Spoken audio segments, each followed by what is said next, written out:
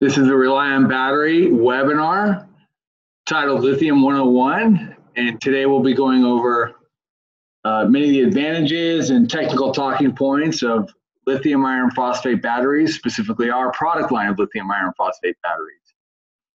I hope you can hear me okay. We're going to go ahead and get started. I do have a window up for Q&A, so if anyone wants to chime in there, you can talk. We currently have about a little over 100 participants. We're all muted right now except for myself, so hopefully you can hear me okay. I cannot hear you, and we won't be taking questions during the session, so we'll be available, as I said, through the Q&A box. We are recording this session, so after the slideshow's over, we'll email everyone a video link, a web link, so you can access the video.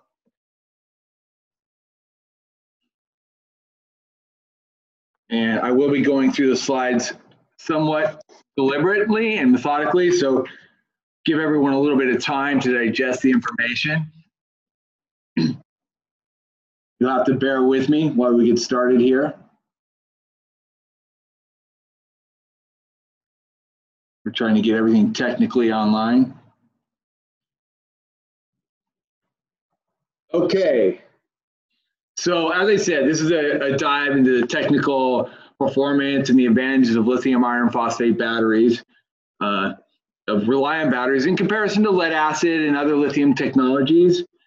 We've titled this a deep dive into the advantages, and really this is the beginning or the first webinar of a series of webinars.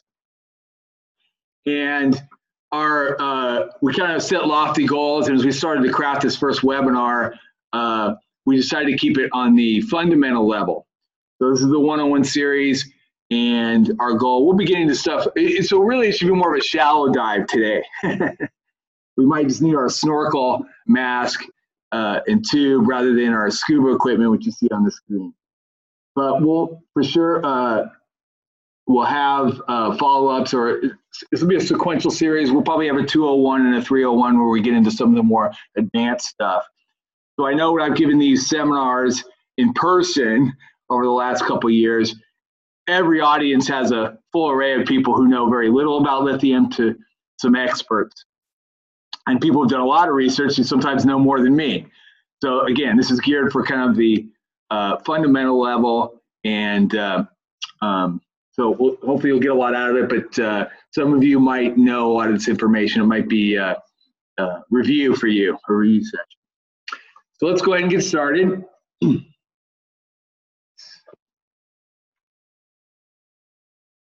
Bear with me. Let's see. Okay, the format of the presentation is I'll be going through the slides for about 40 minutes, and we'll leave a 15 to 20-minute session at the end to answer some FAQs or any questions you might email in or chat on the chat box that you have available on your screen.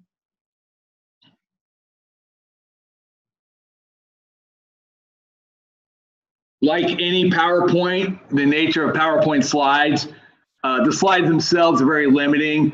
We put some bullet points on each to really drive home the most important points, but they'll lack some detail or color that I'll add as we go through. So you want to make sure you listen. That's where a lot of the bonus material is going to come from to me. If you happen to miss anything, like I said, we're videotaping this, so that file will be available after the session's over. We also have a document library online that you can go and read and get more information. We're always accessible through our tech support portals, both email and calling. You can ask us questions there. And then we also like to drive questions to our dealers and distributors, many of whom are on this call today. Excuse me. So, as they learn and they gather knowledge, they can answer a lot of those basic questions people might have. That's another good resource. And at the end of our webinar today, there'll be a short survey from the website, the Zoom website. If you guys can fill that out, that'd be super. We will be reviewing that feedback very closely so that we can improve on these webinars as we go forward in the coming months. So thank you in advance for that. A little bit about myself. Some of you may know me. I've been in the battery industry over 20 years. I'm an engineer by degree, chemical. So even I have a little bit of been a student of the battery field on the electrical side of things, but I've spent much of my time at two reputable manufacturers, both Trojan Battery and Full River Battery, spending my first dozen years of tenure learning the flooded side of the industry and that technology, and then progressing into sealed AGM batteries at Full River. And then as I saw the future descend upon us with lithium and all its benefits, I made a career move to come to Relion about 3 years ago, and enjoying every second of it, and amazed every day at the amazing benefits of lithium. So let's talk a little bit about those and the company Relion. So Relion really prides itself on our offering affordable, reliable, efficient energy storage products, primarily in the lithium chemistry profile. We do have a line of AGM batteries, our R4000 line, which complements our lithium battery offering, and some customers offer both battery types, so we're able to supply that for both of them. So we're really knowledgeable on both, and that's one of our strong suits, is our background in lead acid batteries.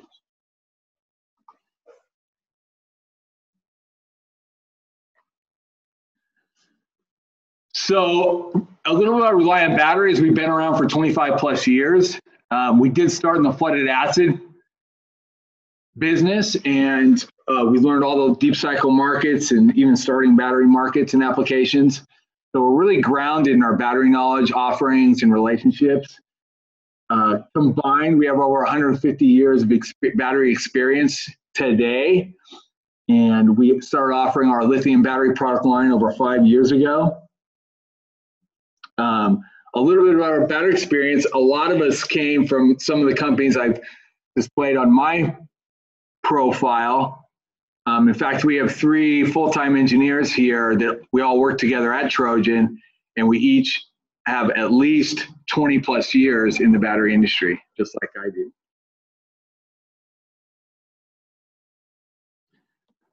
If it means anything, some of you might know the name Bill Brecht. We're all trained under him. He's a very well-educated, admired, and respected battery engineer.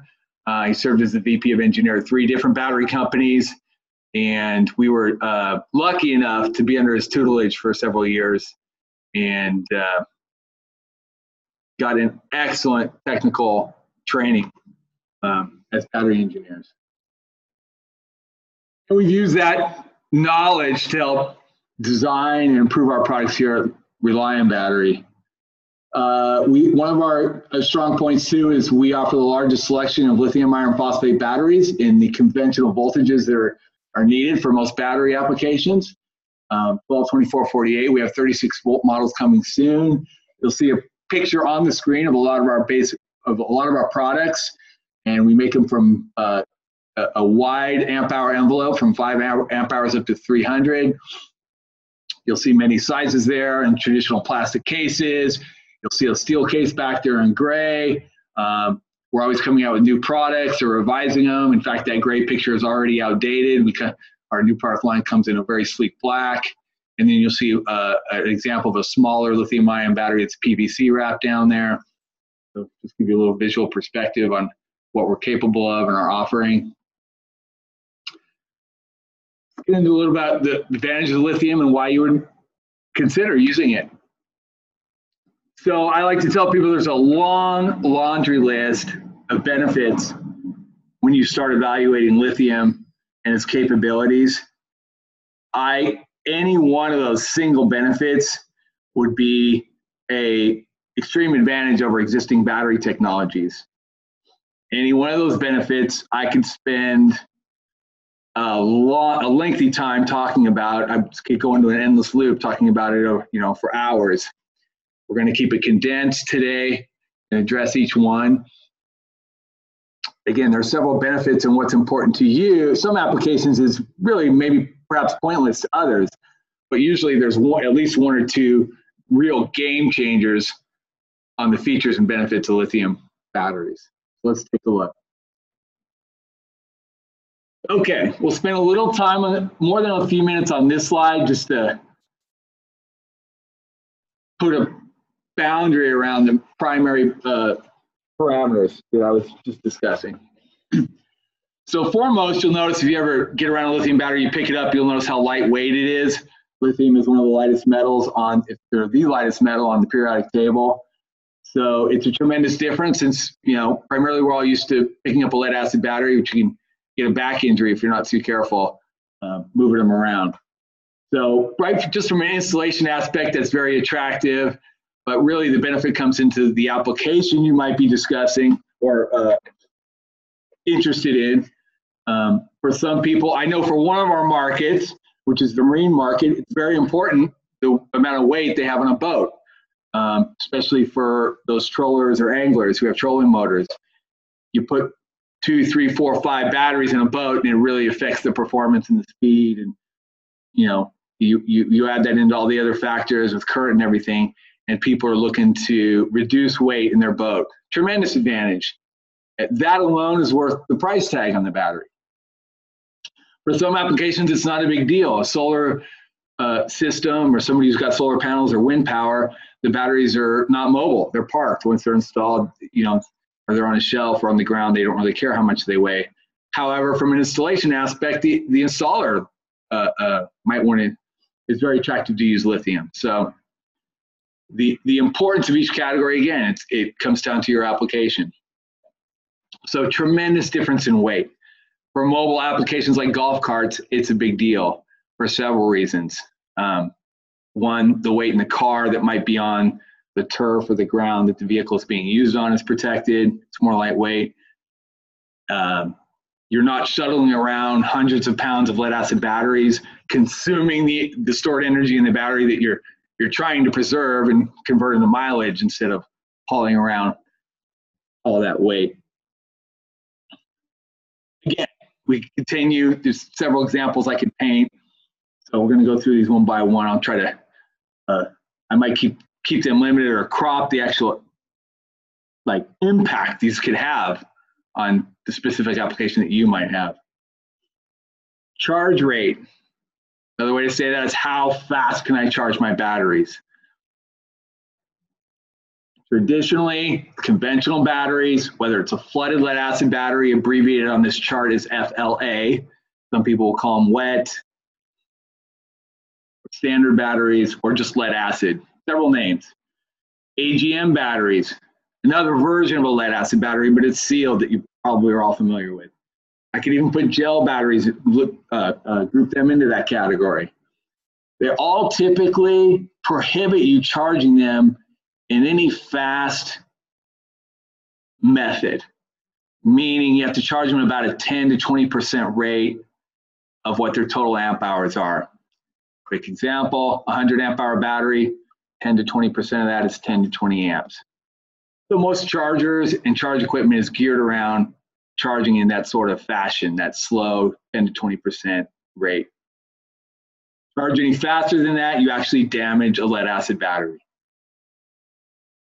Lithium now gives you the option to increase that if you have the time, manner, or method. Yes, you can believe what some of these benefits look too good to be true. So I think that's kind of impeded the adoption of lithium batteries too. It just looks unbelievable. What I'm talking about is you can charge lithium up fast if you can, up to 100%. That means you can charge a battery in 1 hour. A 100 amp hour battery can be charged with 100 amps. We don't recommend that. What's recommended is you stay at 50% or lower. But again, 50% is unheard of. That can charge a battery in 2 hours. There are limitations, meaning often people don't have the charge equipment to do that. You already have a lead acid charger. It's already geared for 10 to 20%, so that's what you want to use. Doesn't mean you have to charge a lithium that fast. You just have the ability. Where it might make a difference is in a solar array, large solar array, you can channel all that charge current you might be getting in high sun straight to the batteries. So that translates into the next line, charge time. How long does it take to charge a battery up to 100%? Well, needless to say, if you're charging the battery fast, it's going to take a lot less time to charge the battery. Typically with lead acid batteries, you're looking at an overnight or an all-day event to get the batteries charged, several hours. Not just because you have to charge them slowly, but because the finished charge, the end portion of the charge, they like to trickle the current in, adding another 4, 5, 6 hours to the charge cycle. For a lot of our industrial users who are using equipment every day, they have 1 or 2 shifts, or a golf cart rental fleet or something of that nature, they got to get that. They only have an 8-hour window to charge the batteries. So they're handcuffed to a window. So it makes a big difference. Charge level. Lead acid batteries require that you charge them fully almost every cycle. If you don't, then the next day or the day after that, you got to get them fully charged quickly after you discharge them. Otherwise, the chemistry sours. We've probably all heard the term sulfation and the many complexions it's used in. This is one area where you don't charge a lead acid battery and the plate sulfate, and your battery gets damaged and you lose capacity and eventually it fails if you keep doing that. Gone are those days with lithium. They're gone. You don't have to charge the battery all the way. You can charge it partially. You can charge it back to 50% state of charge, 75%, 80%. You can wait a week. You can wait a month.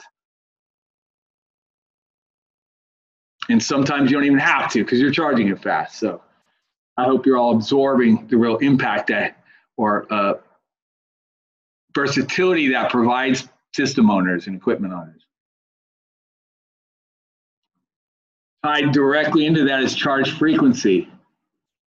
Lead acid batteries, you want to be charging them typically as often as you can, or daily to keep those batteries topped off so that the chemistry doesn't degrade. Lithium batteries can wait for that charge. In a solar system, they can wait until that cloudy weather's passed to get them charged again, and you haven't been any effects on the battery. Battery maintenance. We're truly entering an era where your lithium battery, when you get it installed and dialed in, you're going to forget about it and there's not going to be any side effects.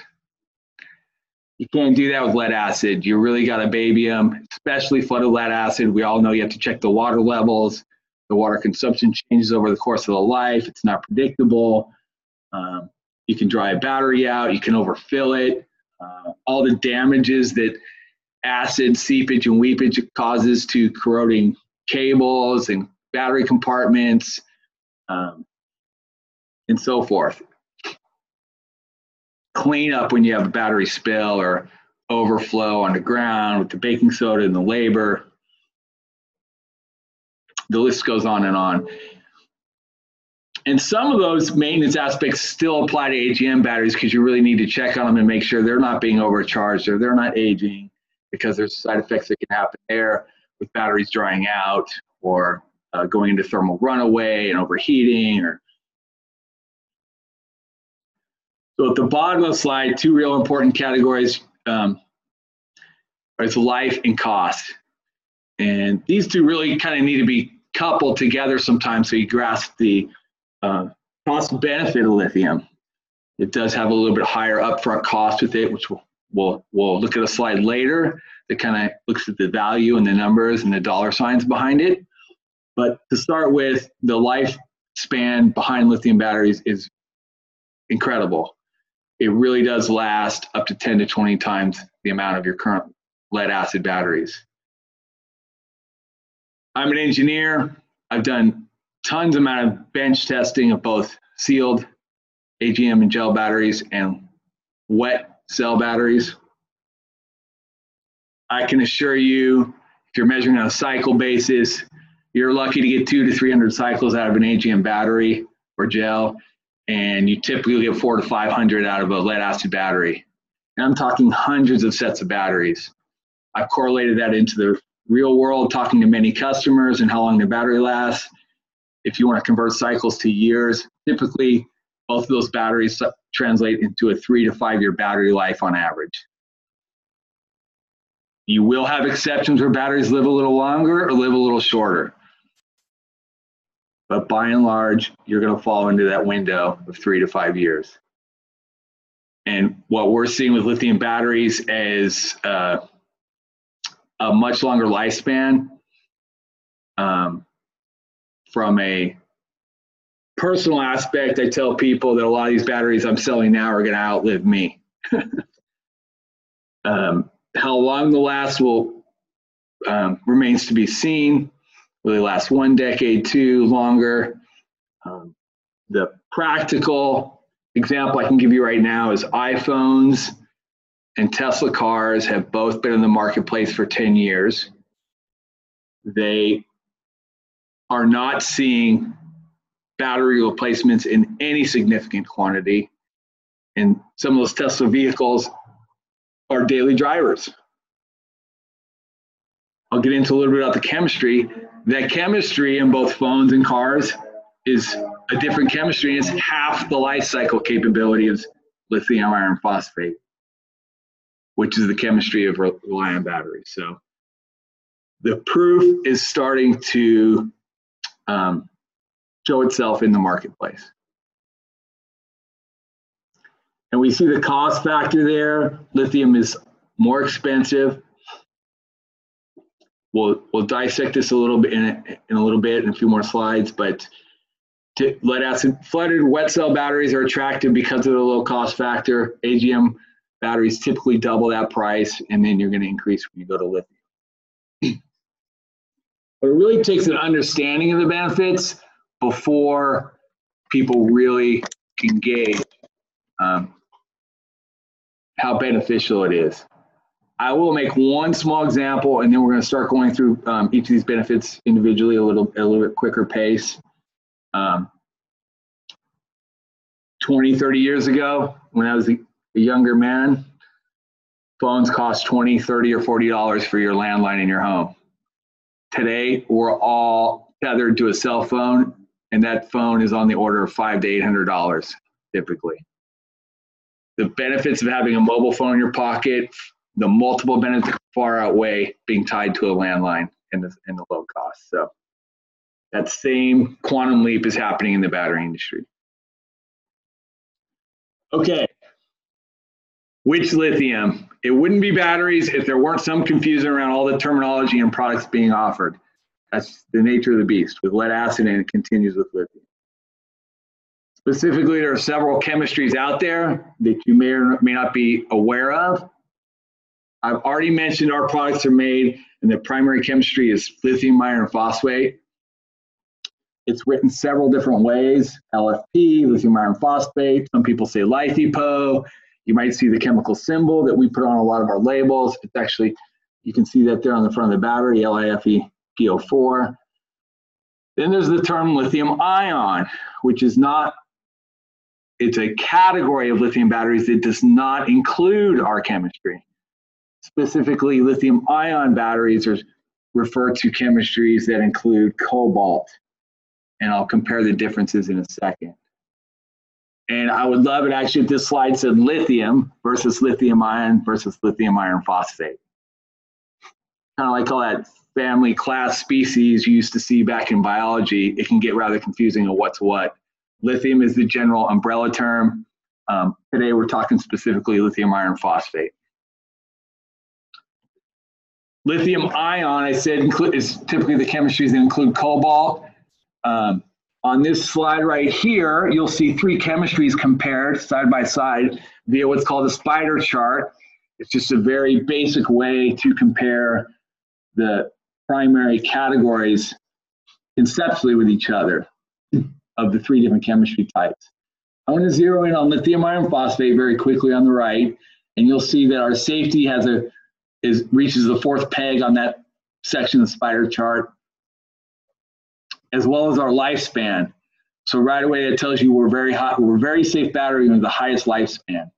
You compare that with the other 2 chemistries listed right there, you'll see their lifespan is half of what ours is, and their safety is rated at roughly half. That's generous. I'll explain why in a second. Their life is half or lower, and so is their safety is much lower. The cobalt chemistries are typically what you find in your cell phone and your laptop. Why are they in your cell phone and your laptop? Because of their energy density, meaning they have more amp hours for the volume of space they take up. Nobody wants to be carrying around a cell phone the size of a brick, or else the phone wouldn't sell. They're all trying to make them smaller, lighter, sleeker. Same with your laptop. We don't want a 20-pound laptop or 10-pound. We want a 1-pound laptop. So they pick those chemistries, despite their safety risks, to help sell its right battery for the application, despite their risks.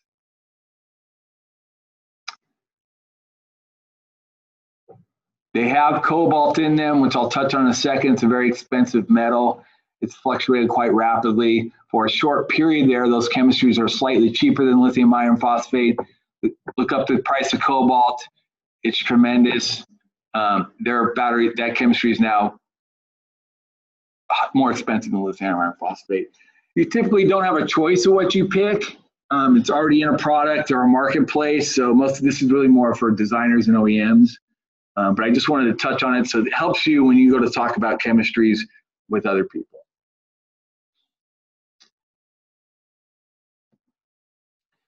This is a much more expanded chart, gets into far more details in the numbers between the chemistries. I don't want to spend a lot of time on this. I'm only going to touch on it. You'll see the first three chemistries we already talked about in the 3 columns. There's a couple more off to the right that a lot of attention's paid to, or you might see online. They have some tremendous benefits, especially lithium titanate, and they have tremendously long life that they're getting in the lab. None of these have been made commercially available, and they're very expensive. So that would be something that would be reserved for maybe a lithium 401, which I'm not sure we'll get to. Definitely not today.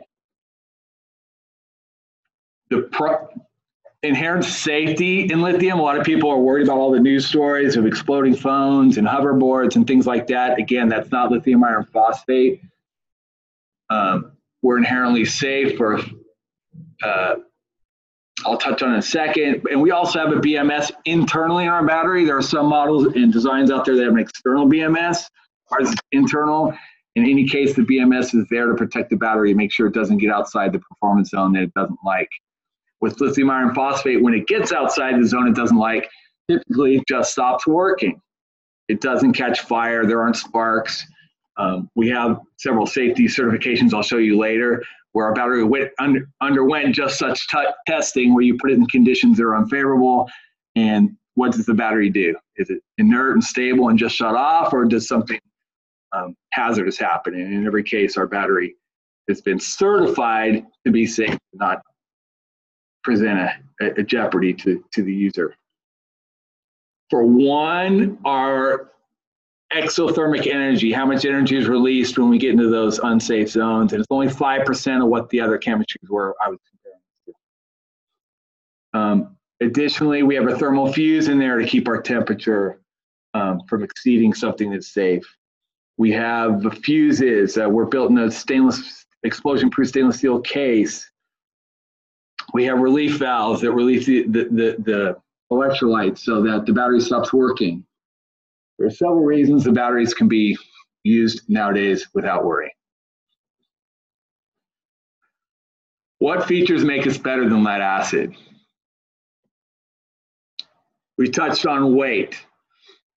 Again, depending on your application, this can be a real game changer, or it might be a secondary or tertiary benefit. We're less than half the weight. In some cases, a third of the weight. Longer life. We discussed that a little bit, and we'll look at some graphs here in a second to really get a good idea. You could really sum it up again. We're at least 10 times longer than, we last at least 10 times longer than the current batteries that people use and are used to. Here's our primary life cycle chart. It's on the back of all our spec sheets. Let me just profile this a minute. Let's see if my mouse works, so if you can see this. On the left side of the graph, the y-axis, we show what the remaining capacity of the battery is. Like all batteries, when they're brand new, they meet their rated spec of 100%. And as you use them, their capacity degrades. And you don't get as much energy out of them as you're used to. That's a bigger deal when you don't have as many life in a battery. But people still ask and look at these and use these metrics to really see if it's true. So we have 3 lines here stretching out, showing the degradation of the capacity, whether you're using the battery halfway down, 50% on a cycle basis, or whether you're going all the way or somewhere in between. The battery will give you more or less cycles. If you happen to be using a demanding application and you're trying to get 100% out of that battery, it's going to take you 6,000 cycles before the battery is in a really degraded state. Just to get an idea of that, if you use the battery every day fully, you'd get almost 2 years out of it, almost 7,000 cycles before the battery is halfway depleted. I challenge anybody to try and get that out of a battery. It's very difficult to achieve. What's more realistic is maybe 1,000 cycles or 2,000. You can see you're still up in the 90% capacity range. Let's compare that and talk about a couple things regarding cycles. And it even gets better if you're only discharging halfway. So you're just achieving ridiculous numbers here in the thousands of cycles. Okay? Lead acid batteries are measured in the hundreds of cycles. And here's a typical example of lab data that, or even real life data for wet batteries at 500 to 900 cycles, just so you have a visual comparison of what you're looking at. You can see the 4, 5, 10 times lifespan difference. Even if you have a hard time digesting the 5 to 20,000 life cycle projection, it's very common in the lithium industry to rate batteries to the 80 or 70 or 80% remaining capacity. So you're still in the thousands of cycles zone. We offer warranties in years. A lot of lead acid battery companies offer warranties in months. It's a true dry battery. There's no moisture in there. There's nothing to seep out. There's nothing to replenish. We're working with a dry battery. More hours of power. This really relates to the voltage profile of a battery. So we're going to look at another graph or two. But I'll give you a quick example that I think we all can relate to. If you've used one of the new power tools in the last few years from Home Depot or another store, tool store, talking about Milwaukee, DeWalt, and you're driving screws and it's got a lithium battery, it's sensational how powerful that thing is through the whole cycle. You're driving screws to the end of the day when the sun's going down. 10 years ago, when those had lead acid batteries, you could feel the drill start to die throughout the day. And you hoped you had a second and third battery charged up, ready to go. That all relates to the voltage of the battery that stays high throughout the whole discharge cycle. This is a graphical representation of that. Actually, I take that back. If you start pulling energy out of a lead acid battery quickly, the efficiency goes way down.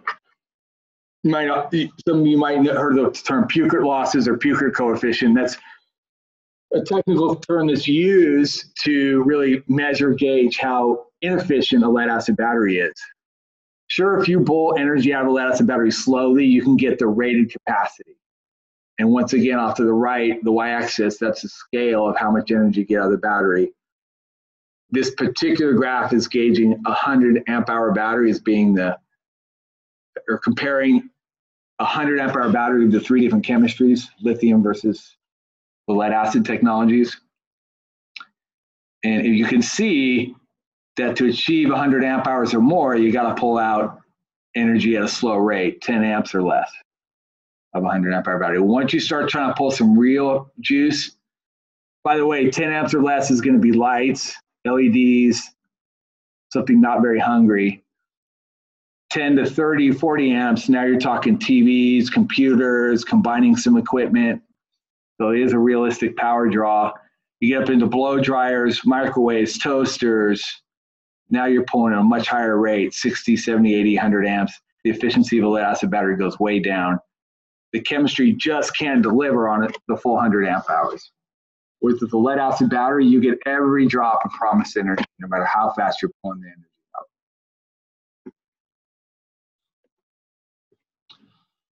This next, now on top of the chemistry being inefficient and not delivering you on what you need, the manufacturers or the chemistry suggest, recommend, require that you don't use it all.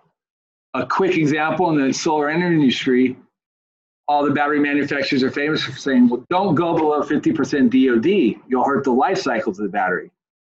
So yes, you bought a 100 amp hour battery, but you can only use 50 amp hours of that. Other people say 60, 80%. So this chart attempts to, or if you study this chart, it really displays that and how diminished or reduced your capacity becomes when you combine those two together. And off to the right, once again, what can you use of a lithium battery? We can use all 100 amp hours if needed, and it won't harm the battery.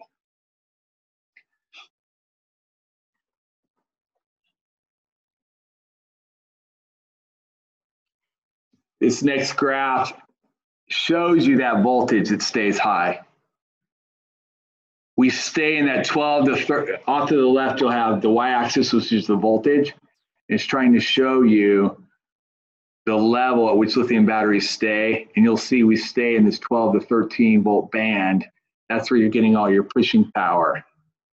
Okay, no matter how fast you pull current, which is what these four lines are trying to show you, 0.2C would be 20 amps on a 100 amp hour battery, 0.5C would be 50. So even if you're pulling high current, you still have a voltage well above 12.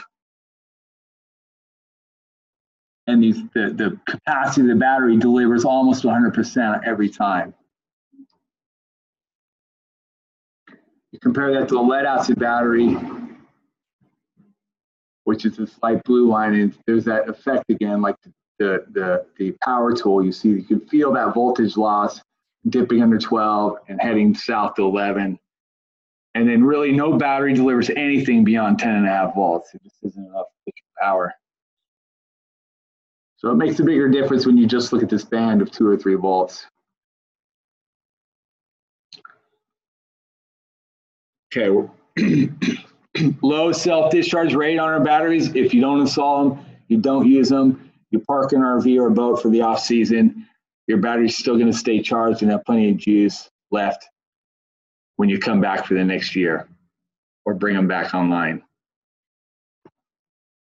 There isn't any sulfation or degradation in the chemistry like lead acid batteries. We've talked about charging already and how highly efficient the battery is. You're really moving from kind of an analog chemistry to a digital chemistry, if I can paint that example. The electrons move in a very efficient manner. Just on charging the battery alone, you're saving 15% of the electricity you need to charge it. Talking about chargers, one of the questions we got today was, how do I know if my charger is friendly or safe or compatible with my batteries? Typically, the charger you are using is going to charge a lithium battery or our lithium battery. We're very charger friendly. Of course, optimally, what would be ideal is if you did replace the charger at the time of purchase, or you converted your charger to one with a lithium profile. Is that required? No. We have many, many customers that are using the charger they had, and they just chose the AGM charge profile.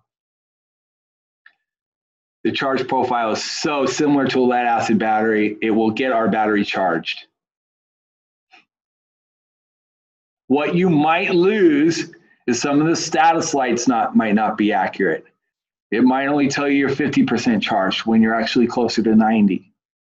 It might give you a fault code error when the battery's done charging because it saw some voltage behavior it didn't like, so the charger sensed that and thought something was wrong. Not common, but possible. What we do discourage against is using perhaps flooded charge profiles, charges that have unknown profiles. They either might not be getting the voltage high enough, your battery might not be charged, there's no damage there, just your battery's not charged, or they might be going too high, and then the battery BMS kicks in, sees a high voltage, and shuts the battery off or disconnects the battery. And again, you might have fault-like error codes from something like that happening. And repeated use of that, we don't know what the outcome is on the charger or the BMS, so it's just best if you try to at least stick to a lithium or AGM charge profile. You should definitely steer clear of lithium chargers that might be something geared for a cell phone or a laptop, or if you know it's designed for some other chemistry. If you ever have questions, you can contact us and we'll help you with that too. Just to make sure if to give you the confident that your charger's approved. Here's a huge benefit. I almost saved the best for last, although I touched on it earlier. Our batteries are PSLC friendly.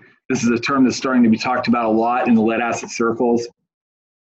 They know it's a drawback, and they're doing every acrobatic they can to avoid the damage or that being in a partial state of charge condition does to lead acid batteries.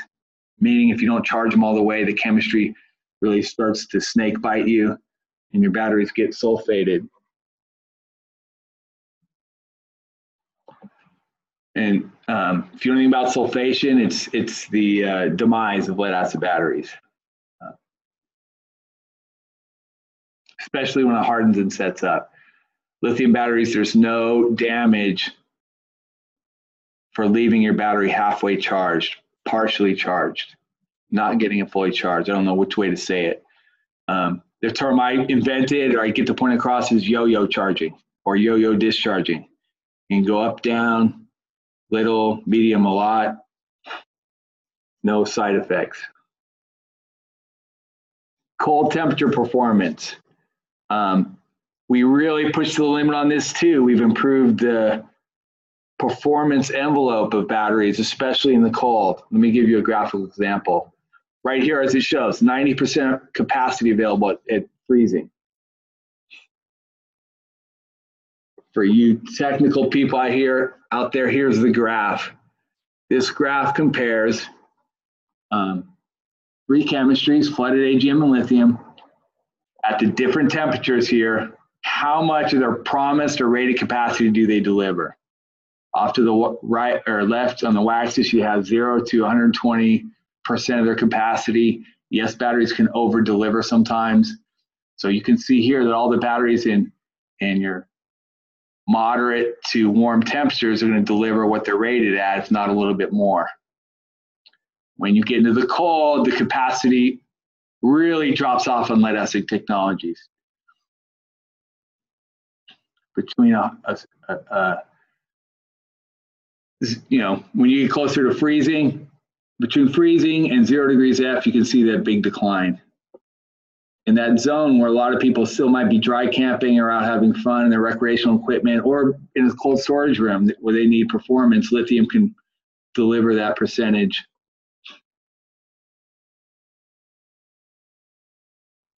Like all battery chemistries, once you get below 0, there's little, if any, energy left. That is the same with lithium batteries as well. You get below 0, actually -4, and then the voltage collapses and the chemistry is just too sluggish to give you any pushing power.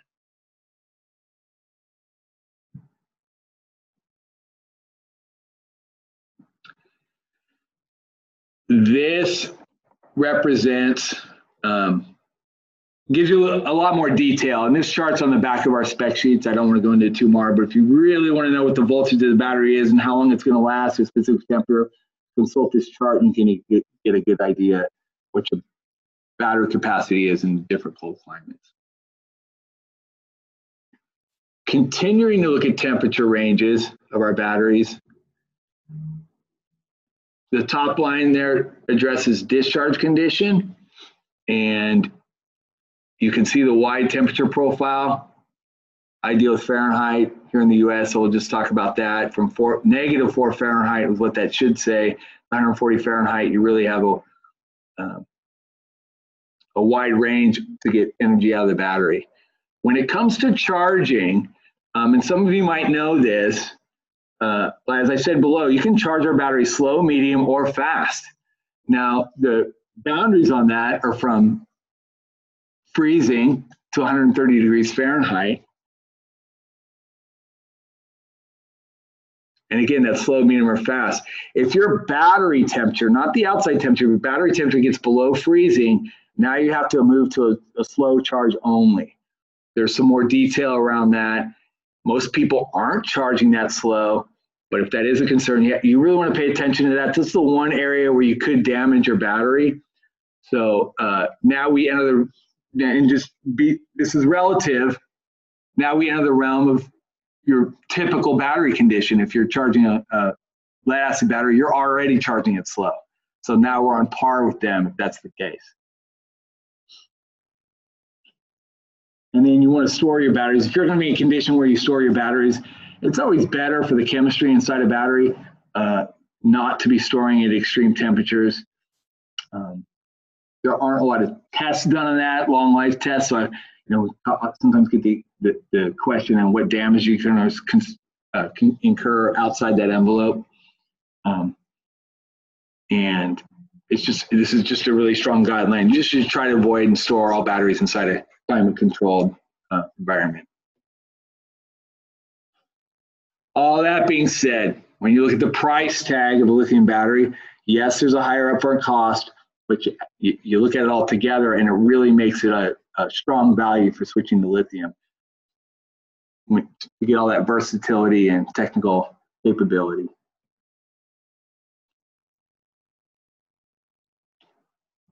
Just looking at the categories, the buckets that you have to deal with the lead acid battery, you start with the installation of a heavy battery, all the effort and cost it takes to maintain that battery, the added 15 to 20% of charging energy you have to use, the repairs and downtime for maintaining it, and then the several replacements you add, it really adds up to a tremendous cost. Whereas lithium battery, you install it, you are gonna have to charge it, but then you get to forget about it, and it pays all the dividends. What does that look like? Well, we have a chart here. Take a screen snapshot now or review it in the video later. But without going into too much detail, we've created a numeric example here, a quantitative example of what it would look like if you were to buy a 100 amp hour battery and say our group common BCI group size of a group 31. The going retail rate is about $1,000 for that battery. And here's the comparative prices for the other lead acid ancestors. Some things are going to be equivalent, like the installation cost, maintenance cost. When you start adding in maintenance costs, the extra added charging costs, the replacement cost of the 4 or 5, 10 sets of batteries that you would need to equate the life cycles, it really starts to compound itself. You break that down over the course of the life, and here's the true cost of these other technologies over a 10, 20-year period, and here's what you're spending on $2,000. On lithium, sorry. You can even do a cost per cycle. Several different ways to slice this, but it adds up. For you resellers out there, this is a nice slide or cost comparison that some purchasing agents need to really argue the benefit. They know it's true, they need to see this in the numbers to really defend their purchase, or justify, it's a better word.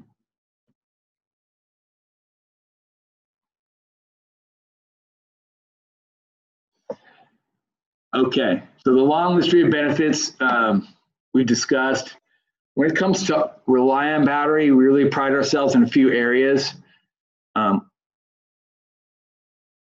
We have worked hard to make these batteries in common BCI sizes, so it makes it easier on the customers to convert their equipment and their systems to lithium. We have even offered some popular DIN sizes, more common in Europe, but some available here.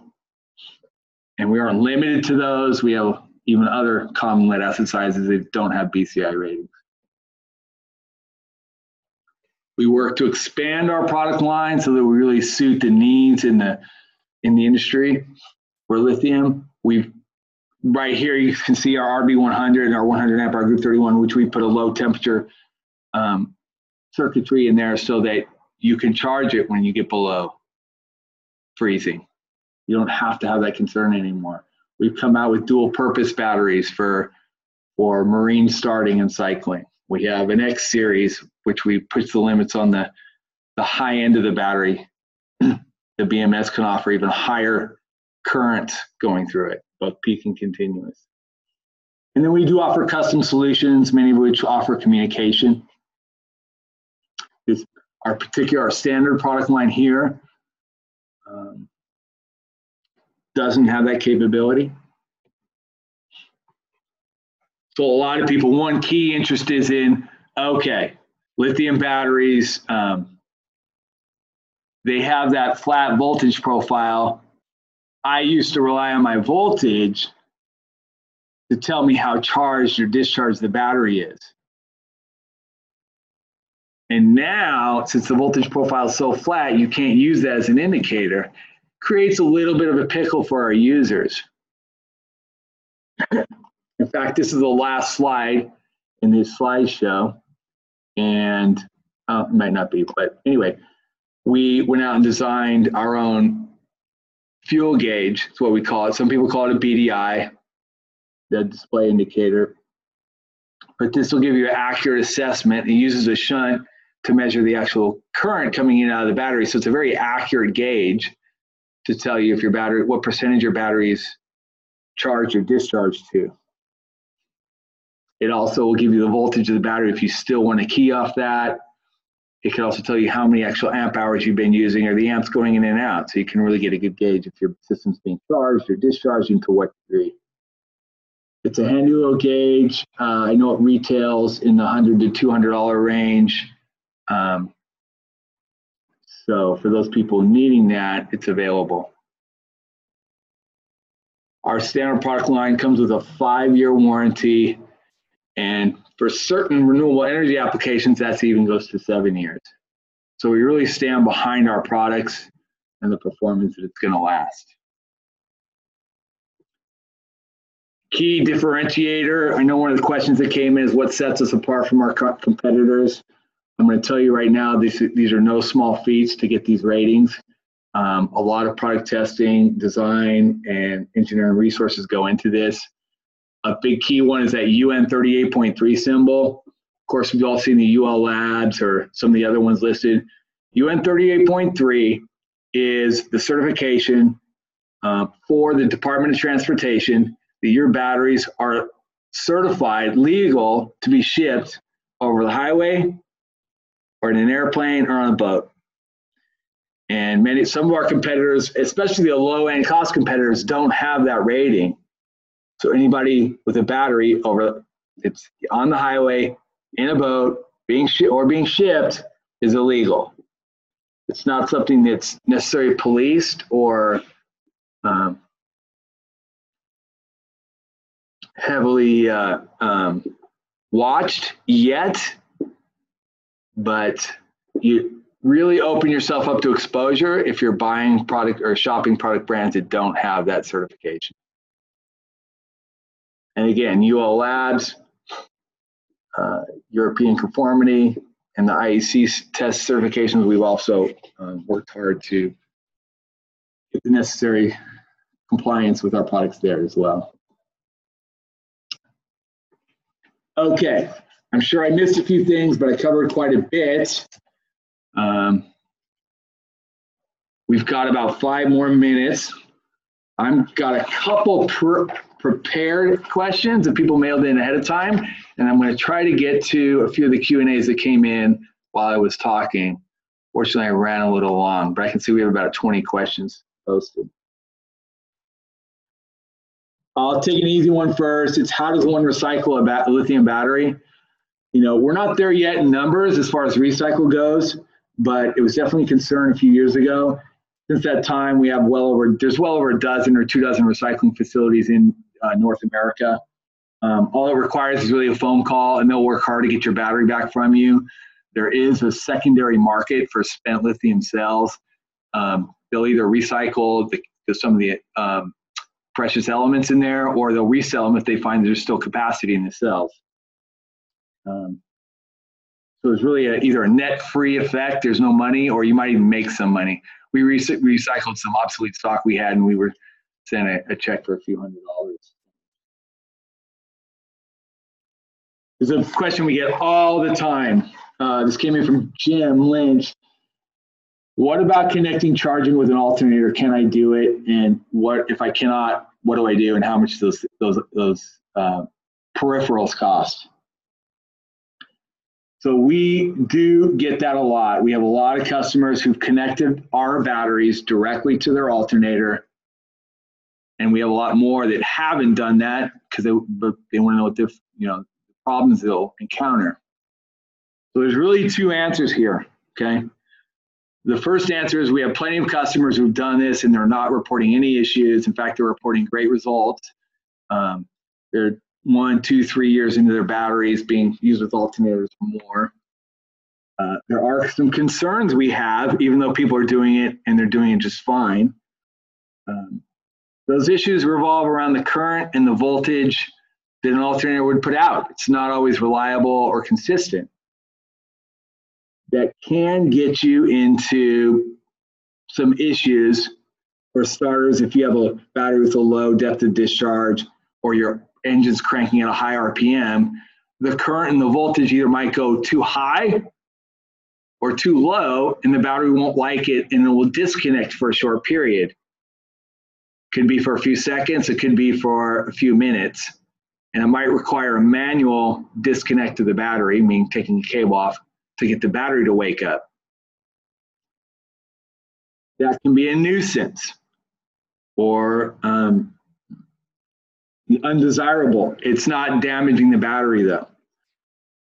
But there's a scenario if you're in the cold and the battery is what we talked about, it's below freezing, and now you go to charge with an alternator, you could harm the battery with a high charge current.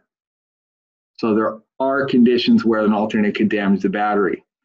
There's a lot of concerns with the alternator getting damaged if the battery disconnects and all of a sudden all that current the alternator is generating is harmful to the diode or another piece of the alternator.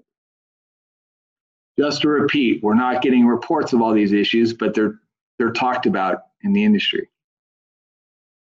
That being said, our recommendations for using an alternator are that, one, you source a high-end alternator that has better charge regulation. We're not endorsing anybody, but a common name in the marketplace is a Balmar. Alternators are known to be high-end. I know Neville and Holt's another version, and they offer add-on devices or a stock alternator that has charge regulation capability with voltage and current. There are also aftermarket devices called DC to DC chargers. Sometimes they're called alternator chargers, and they allow you to install a battery charger that's not of typical size, not huge, in between the alternator and a lithium battery.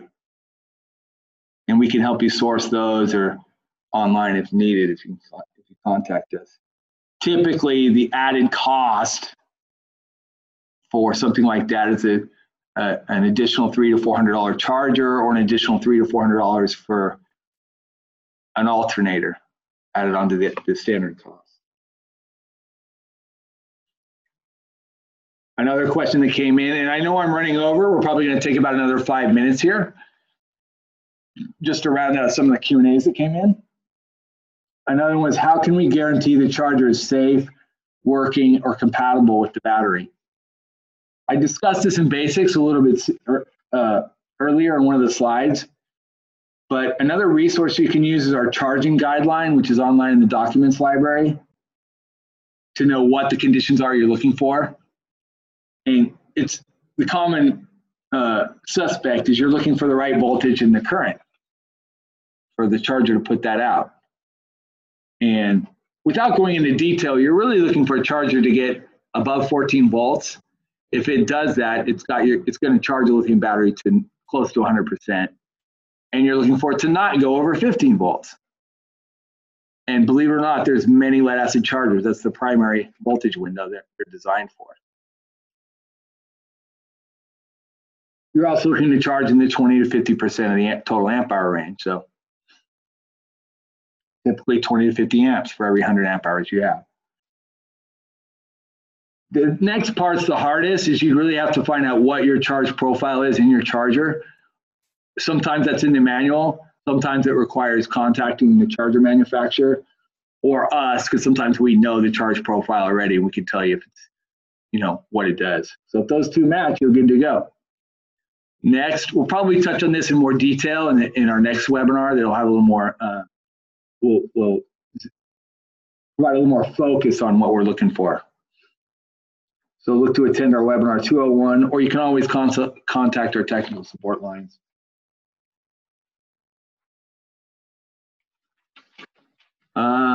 Okay, so I'm finally, I have a couple minutes left. I'm gonna look at the Q&As that came in online. So bear with me, it might be a silence here while I read a couple.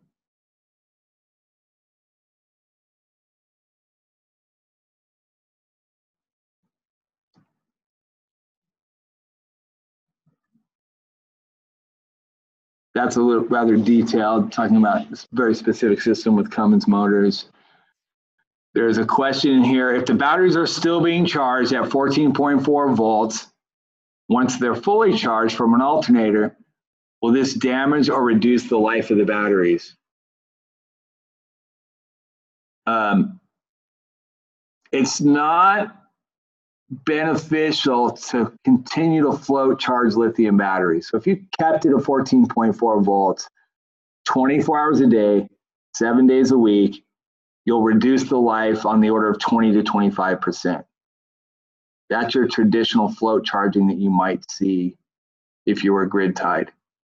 From an alternator, you're unlikely to be running that alternator continuously for that long, so it's not going to harm the battery. What might happen is the battery stays at 14.4 volts, gets a little bit of a trickle current, and if you were revving that alternator for an hour, 2, 3, 4, 6, the voltage might drift up until you get the BMS sees gets to about 15.6 volts or close to it and doesn't like that voltage and disconnects. That's theoretical. We don't have a lot of report of that happening. Let's see if I can take another question here.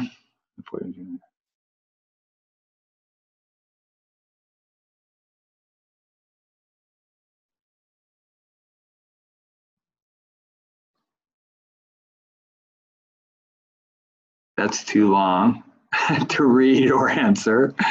Hoping you'll cover them below freezing temperature and lithium batteries, how well they function below freezing and how well they can charge at below freezing temps. I'll go into a little more detail on freezing. He's asking, what about the freezing temperatures on lithium batteries? How well they function below freezing and how well they can charge below at freezing temps. So they function well below freezing down to -4F, and then they don't function at all. I covered that, but they give you well above 50% of their capacity. And again, if you try to charge them below freezing, you want to slow the charge rate down to about to 10% or less. In fact, the closer you get to -4F, you want to get down to below 5%. So if you have William Webb, you might want to contact us so you can just make sure you understand what we're saying. And we have the math correct, but you want to be slow charging below 10%. Okay, we'll try one more. This is a good one. Zach Cobb asks, can the BMS protect the battery from receiving a charge below acceptable temperature for charging? No, the BMS in our batteries does not have temperature protection for charging in cold temperatures. So right now you have to perform that manually you have to manually restrict your charging rate. We do have battery protection for high temperatures so that you don't harm the battery or send it into thermal runaway. and then the battery naturally on discharge organically stops delivering energy, but not charging, not in the cold. There's not protection there. Okay, so I apologize I didn't get to more question and answers. We ran over a little bit. I think we're going to learn from these Q&As. We'll print them out, and perhaps we'll just have a session on those. Maybe just a question and answer webinar. I want to thank everybody for attending. Again, if you can, please fill out the survey right here before we end the seminar and the webinar, and the video link will be emailed to you. Thank you very much, everybody.